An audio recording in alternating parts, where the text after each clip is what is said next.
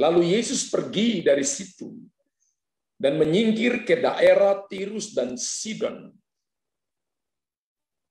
Maka datanglah seorang perempuan Kanaan dari daerah itu dan berseru, "Kasihanilah aku ya Tuhan, anak Daud, karena anakku perempuan kerasukan setan dan sangat menderita." Ayat 23, tetapi Yesus sama sekali tidak menjawabnya. Yesus sama sekali tidak menjawabnya alias diam. Ya garis ya.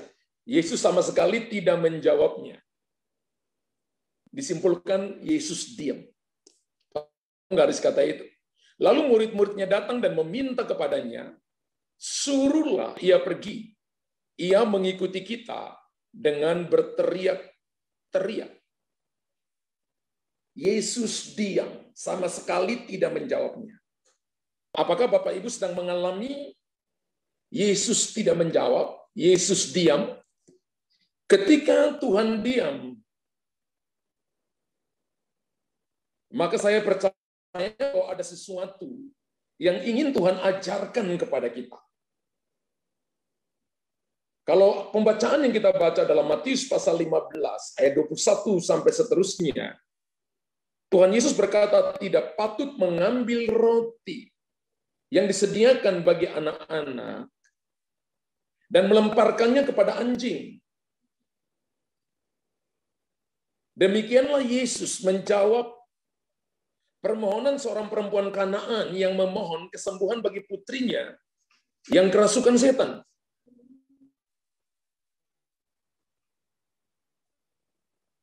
Nah, perdebatan sengit antara Yesus dengan orang Farisi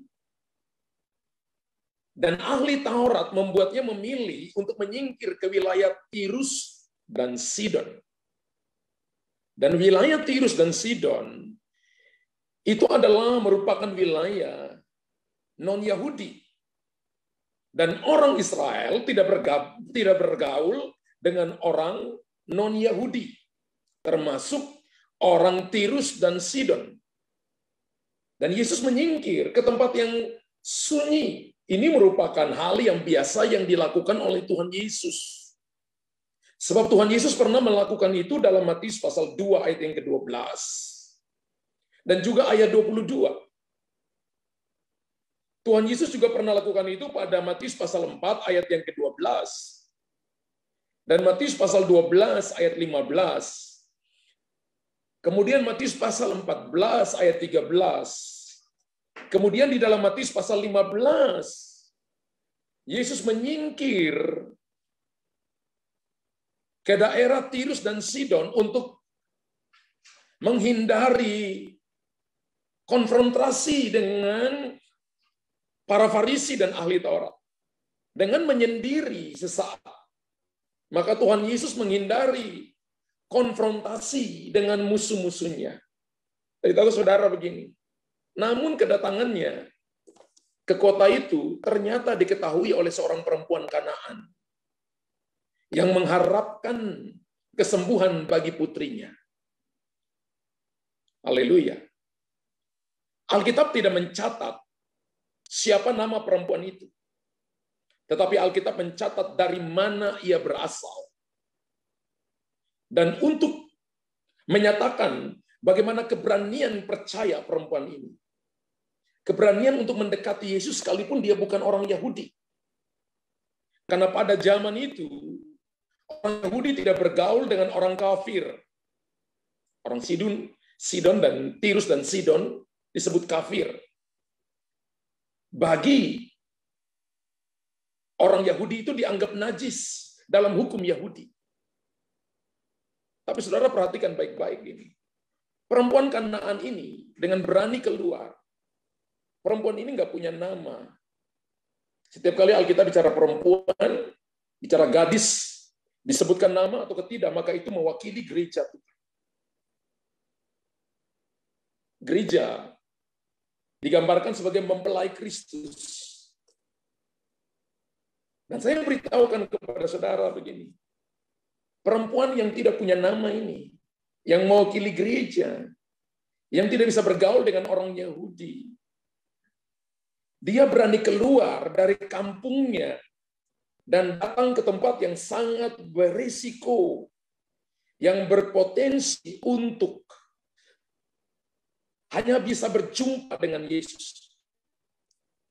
Akan saya katakan, ia bukan cuma mengambil risiko usir dari keluarganya, ataupun mendapatkan penghinaan secara komunal, atau penghinaan di muka umum. Karena pada masa itu, hukum Yahudi tidak memperbolehkan orang Yahudi bergaul dengan orang non-Yahudi. Karena bagi mereka itu najis. Dan sama juga, orang-orang yang tadinya dari kaum non-Yahudi, mereka tahu bahwa mereka nggak boleh bergaul dengan orang Yahudi. Tapi saudara dan saya dengar, bukan itu saja, keberaniannya juga ditunjukkan melalui kata-katanya. Kalau Bapak Ibu baca, Matius pasal 15 tadi, ayat 21 dan seterusnya, ayat yang ke-22, teriak kepada Yesus. Perempuan non-Yahudi berteriak begini, kasihanilah ya Tuhan anak Daud. Karena anakku perempuan kerasukan setan dan sangat menderita. Kata-kata ini pada ayat yang kedua dari Matius 15 tadi sangat penting. Artinya, karena keluar dari mulut seorang wanita Kanaan, seorang kafir, ia memakai kata anak Daud, sapaan yang biasa dipakai oleh para muridnya, yang notabene, yang sesungguhnya adalah orang Yahudi. Wow, saudara perhatikan itu. Saudara perhatikan begini bagaimana seorang wanita perempuan Kanaan ini. Ya, ayat 22, kasihanilah aku ya Tuhan anak Daud, karena anakku perempuan kerasukan setan dan sangat menderita. Perempuan ini nggak layak pakai kata ini. Tapi kata ini penting. Makanya ditulis dalam Alkitab. Untuk menggambarkan kepada kita bahwa dia tidak memperdulikan konsekuensi, tidak memperdulikan risiko yang dihadapinya. Sebagaimana perempuan Kanaan pada umumnya di masa itu, ia rentan mengalami diskriminasi. Ia rentan mengalami yang namanya penolakan, bahkan diusir, ditolak, karena bersikap seolah-olah ia orang Yahudi. Ia memanggil Yesus dengan sebutan anak Daud. Tapi mari saya beritahukan kepada saudara, melalui keberanian perempuan ini, apa yang dia dapat? Firman Allah berkata, Yesus yang selama ini dia dengar, Yesus yang selama ini dia dengar, menyembuhkan orang sakit, membebaskan orang terbelenggu, mengusir setan-setan, membangkitkan orang mati. Ternyata ketika perempuan ini datang kepadanya, Yesus diam atau menolak permintaannya. Yesus sama sekali tidak menjawabnya. Wow. Bahkan meskipun murid-muridnya mendesak dia untuk segera menuruti permintaan perempuan ini, Yesus tetap diam. Yesus tetap menutup mulutnya, tidak menjawab perempuan ini sama sekali. Tapi saudara, cerita ini mengkisahkan kepada kita, sikap diam Yesus tak menghentikan langkah perempuan Kanaan itu. Ini menjadi sebuah gambaran kepada Bapak Ibu.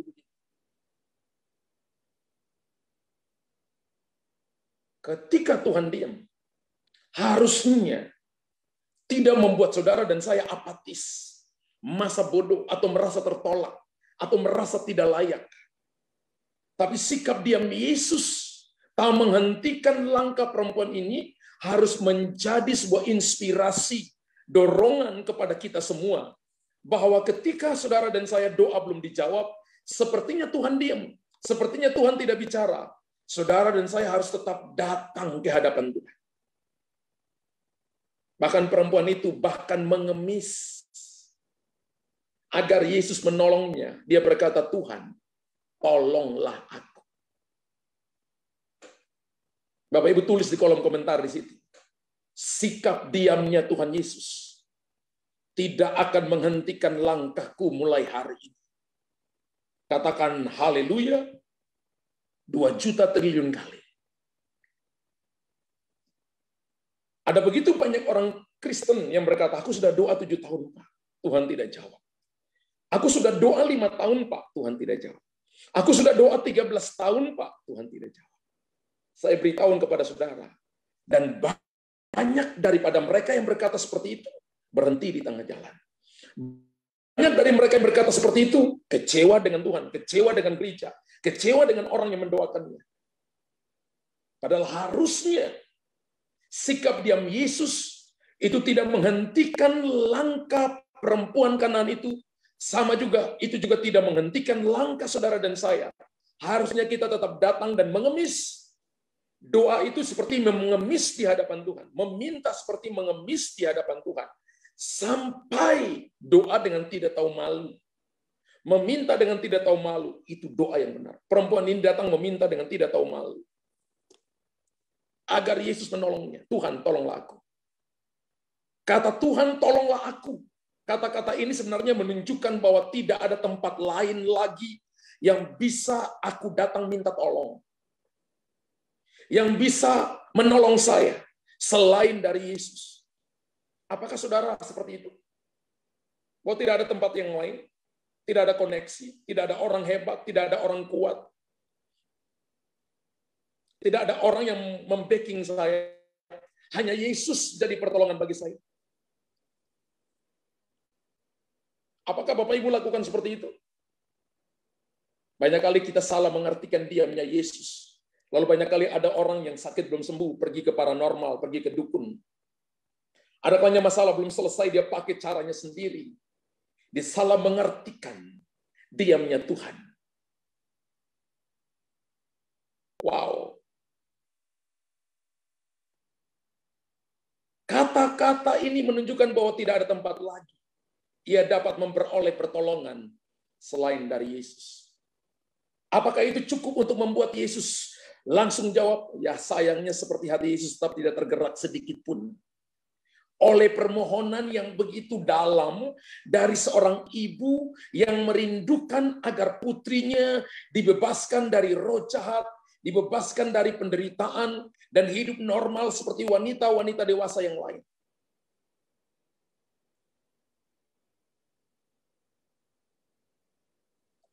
Bahkan saudara kalau baca dengan baik, ironisnya Tuhan Yesus malah menyamakan dirinya dengan seekor anjing yang tidak layak mendapat pertolongan.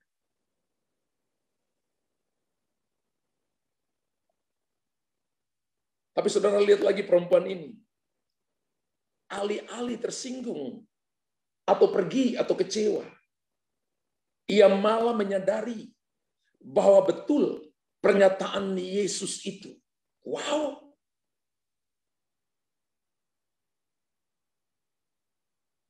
Wow. Bahkan dikatakan begini, membenarkan benar Tuhan. Namun anjing itu makan remah-remah yang jatuh dari meja Tuhan. Merupakan kebiasaan bagi orang Yahudi untuk menyebut orang bukan Yahudi sebagai anjing.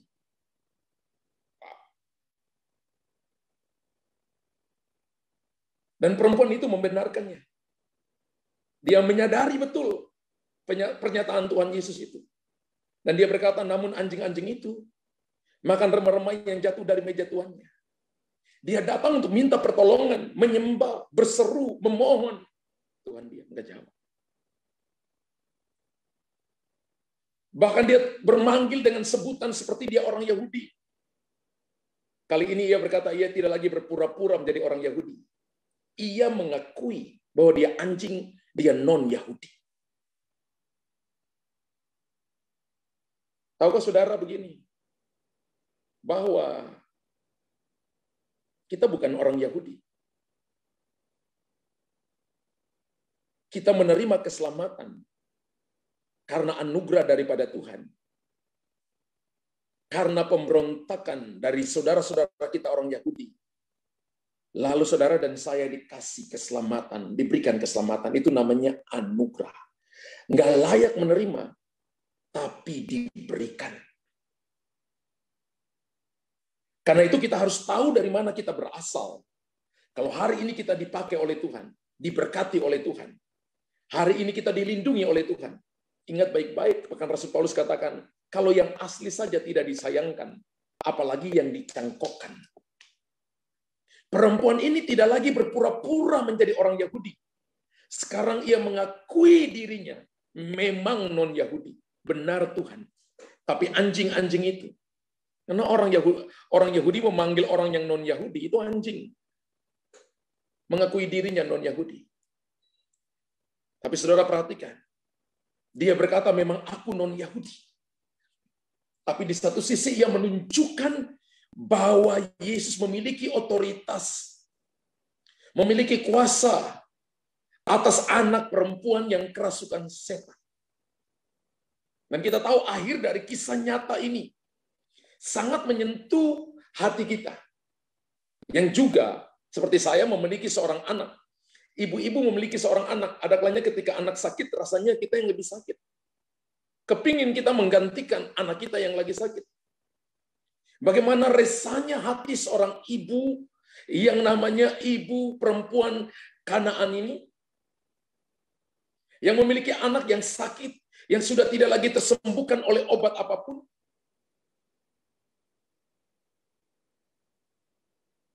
Bahkan saya percaya ini menjadi sebuah inspirasi dan sebuah pelajaran bagi saudara dan saya. Akhir kisah ini, Yesus memanggil ibu ini dengan sebutan ibu. Yesus memanggil dia, hai ibu. Ia melayani ibu ini secara personal, secara pribadi.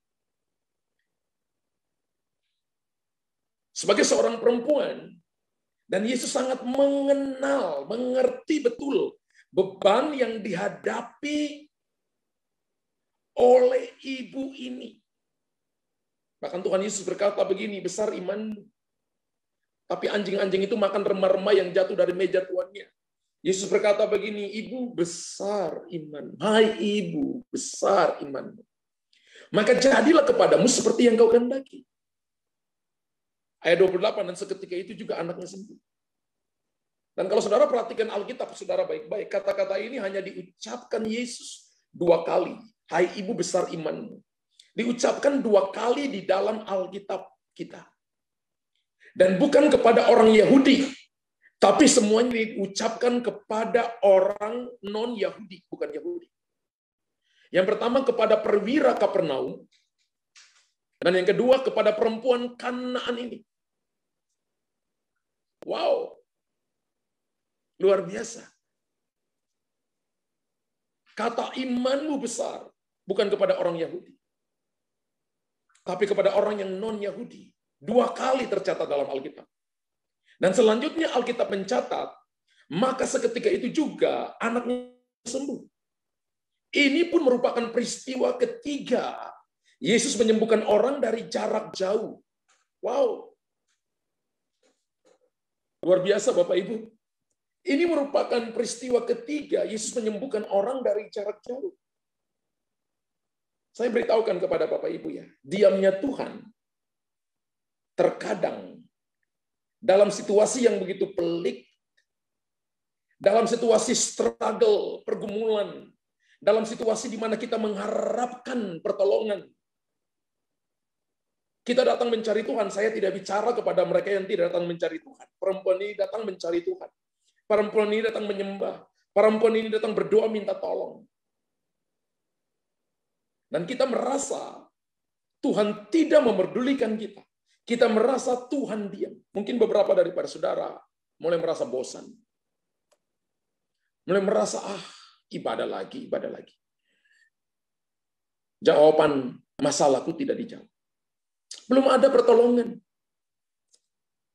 Mungkin ada beberapa yang mulai berkata seperti itu. Ibadah Zoom lagi. Terkadang dalam situasi yang begitu pelik, kita merasa Tuhan tidak memedulikan kita. Tuhan diam. Ia seolah-olah terdiam dan membiarkan kita berjuang seorang diri. Katanya ia Immanuel. Katanya Tuhan menjawab doa. Kenapa dia diam?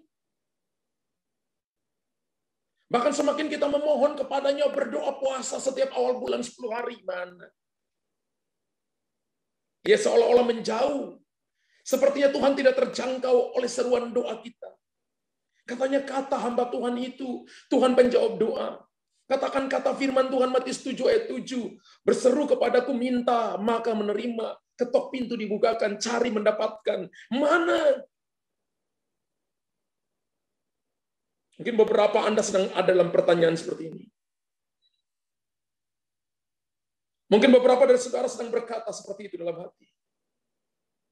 Saya beritahukan kepada saudara. Mari kita melihat kisah perempuan Kanaan ini. Ketika dia menghadapi diamnya Tuhan Yesus. Dan apa sebenarnya? Apa yang sebenarnya menjadi isi hati Tuhan Yesus? Ketika dia diam, dan ketika kita datang memohon kepadanya, mau lihat isi hati Tuhan? Yang pertama, ada kalanya Tuhan menguji iman kita agar kita bertumbuh dewasa dan memiliki iman yang lebih besar dari sebelumnya. Wow. Ini maksud diamnya Tuhan di sini. Tuhan menguji iman kita agar kita bertumbuh dewasa dan memiliki iman yang lebih besar dari sebelumnya. Dari kemarin, dari 1 jam yang lalu, dari 1 minggu yang lalu, 1 bulan yang lalu, 1 tahun yang lalu. Dengan saudara dan saya tidak melihat jawaban. Sepertinya Tuhan diam. Tuhan sedang menguji iman kita. Mulai hari ini Bapak Ibu dan saya, bukan lagi kata mundur. Bukan lagi kata menyerah, apalagi kecewa dan meninggalkan Tuhan. Tapi kita mulai sadar hari ini. Tuhan sedang menguji iman kita. 1 Petrus 1 ayat yang ke-7 berkata, maksud semuanya itu ialah untuk membuktikan kemurnian imanmu yang jauh lebih tinggi nilainya daripada emas yang fana, yang diuji kemurniannya dengan api. Sehingga kamu memperoleh pertama puji-pujian, kedua kemuliaan, ketiga kehormatan pada hari Yesus Kristus menyatakan dirinya. Artinya menjawab, saudara. Maksud semuanya itu, maksud diamnya Tuhan. Maksud setiap struggle, pergumulan yang serasanya jauh, sepertinya doa tidak dijawab. Membuktikan kemurnian imanmu yang jauh lebih tinggi nilainya dari emas yang fana. Wow. Dan tahukah saudara, iman yang besar itu tidak dihasilkan secara instan. Tulis di kolom komentar. Ingat baik-baik. Iman yang besar tidak dihasilkan secara instan. Amin. 1 miliar triliun kali. Haleluya. Iman yang besar itu tidak dihasilkan secara instan. Tapi iman yang besar lahir dari ketekunan dan kemampuan untuk bertahan di masa sukar. Wow. Tulis ini dengan baik. Iman yang besar itu tidak dihasilkan secara instan. Iman yang besar lahir dari ketekunan, kemampuan untuk bertahan di masa-masa sukar. Perempuan ini bertahan di tengah-tengah ketika Tuhan diam. Ketika doa tidak dijawab. Ketika rasanya semua jawaban jauh, pemulihan jauh, kesembuhan jauh, restorasi jauh, pintu-pintu yang terbuka jauh. Tapi iman yang besar lahir dari ketekunan, dari kemampuan untuk bertahan di masa sukar. Roh Kudus diberikan sebagai roh penolong kepada kita untuk melewati masa-masa sukar. Bapak Ibu dengar baik-baik ini. Tuhan itu ada di setiap musim kehidupan.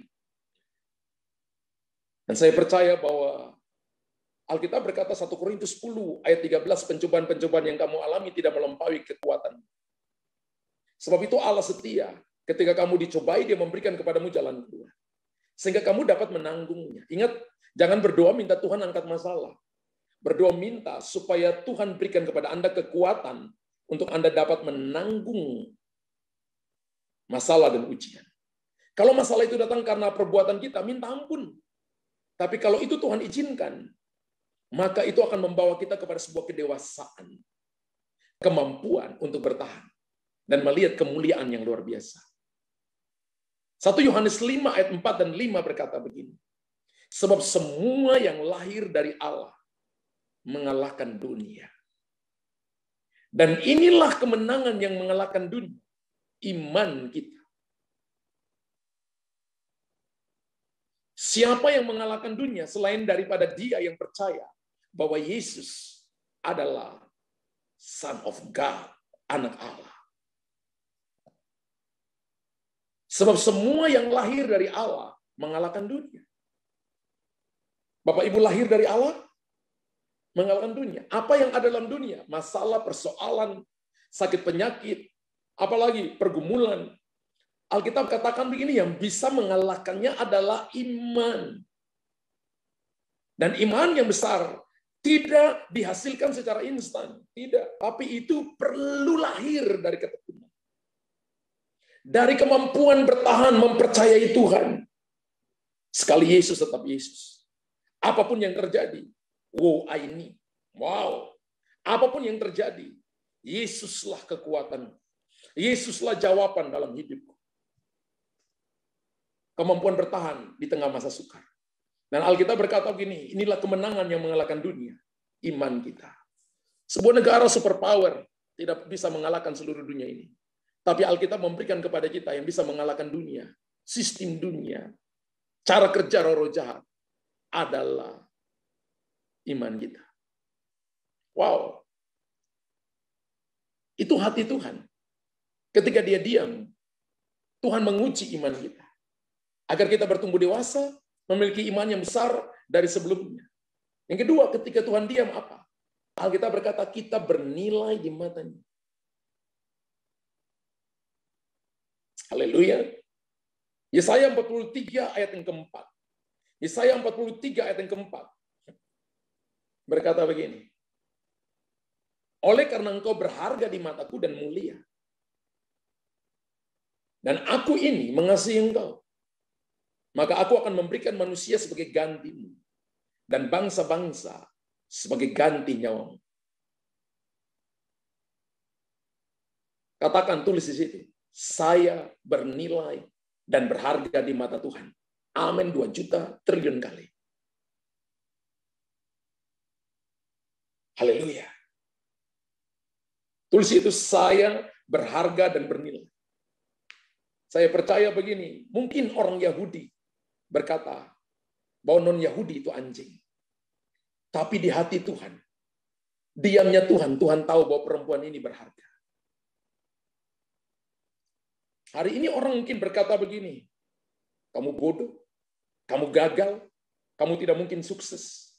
Kamu lahir dari keluarga yang gagal, orang tuamu miskin, orang tuamu tidak berpendidikan.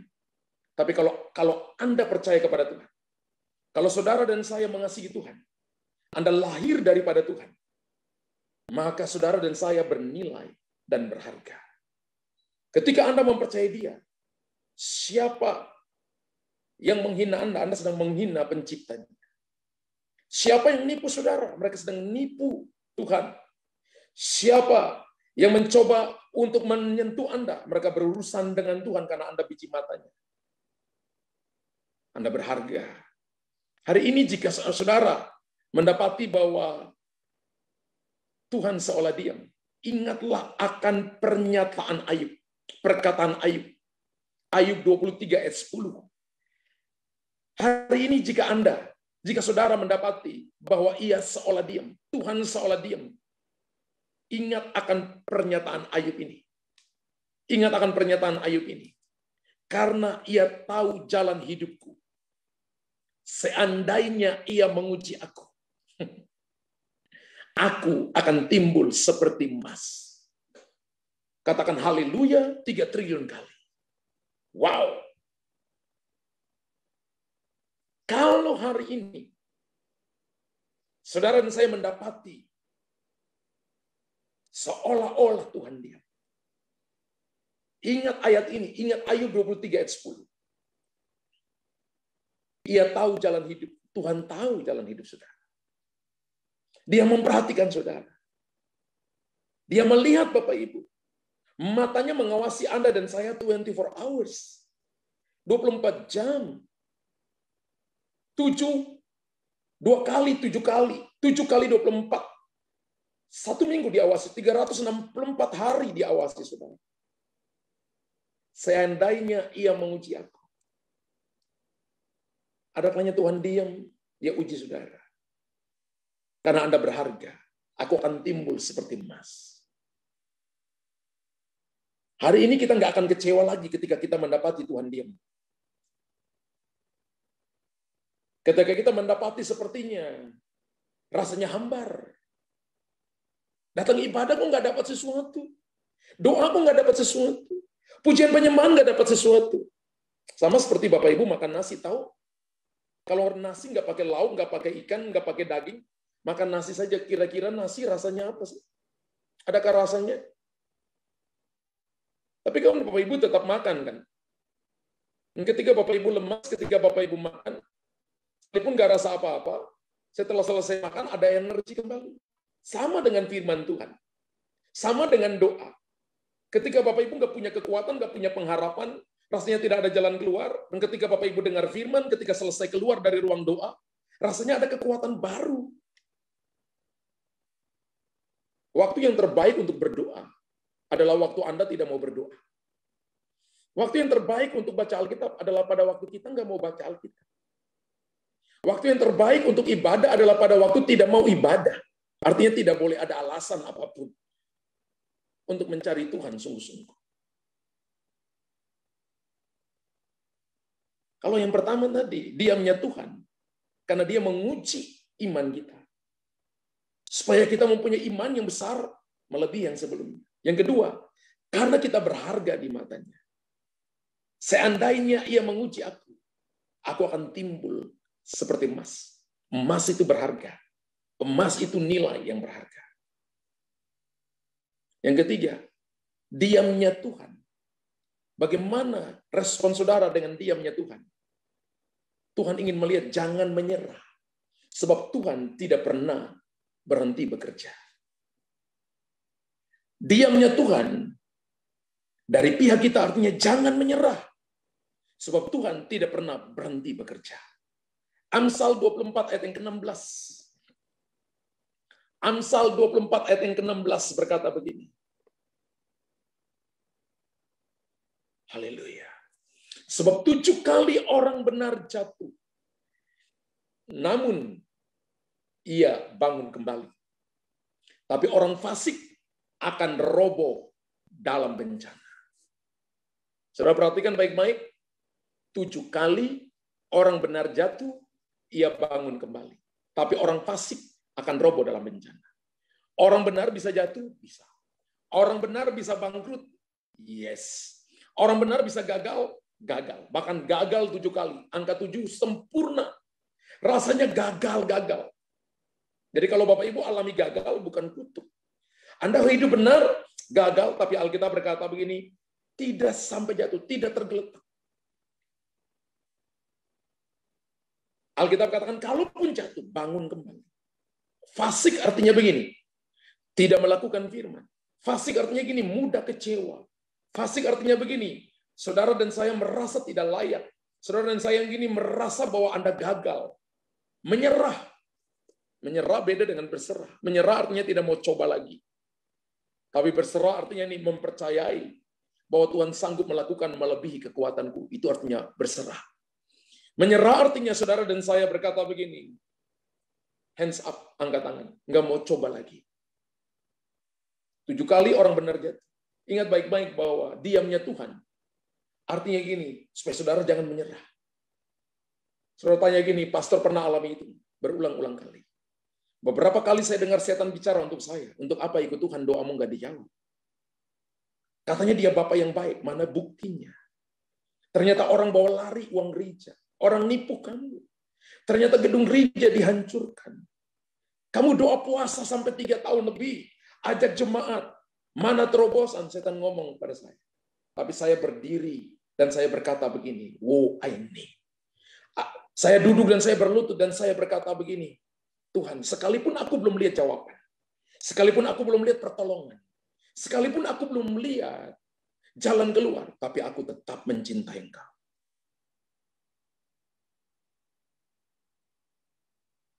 Saya berdoa pakai kitab Habakuk.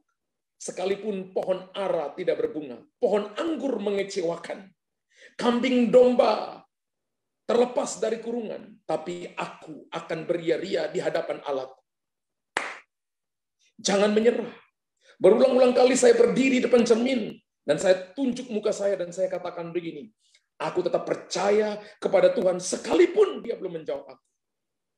Dan aku tetap berkata begini, Luther, kalau kamu nggak percaya sungguh-sungguh kepada Tuhan, banyak orang di luar sana yang bisa menggantikan engkau. Sebab Tuhan bisa memakai batu-batu untuk memuji-muji aku, kalau engkau tidak mau memuji aku. Saya perlu berkata kepada diriku sendiri, jangan menyerah. Dan saya selalu berkata, engkau belum berhenti bekerja. Engkau masih bekerja sampai hari ini. Tulis di situ, Tuhan masih bekerja sampai hari ini. Amin. 5 juta triliun kali. Haleluya.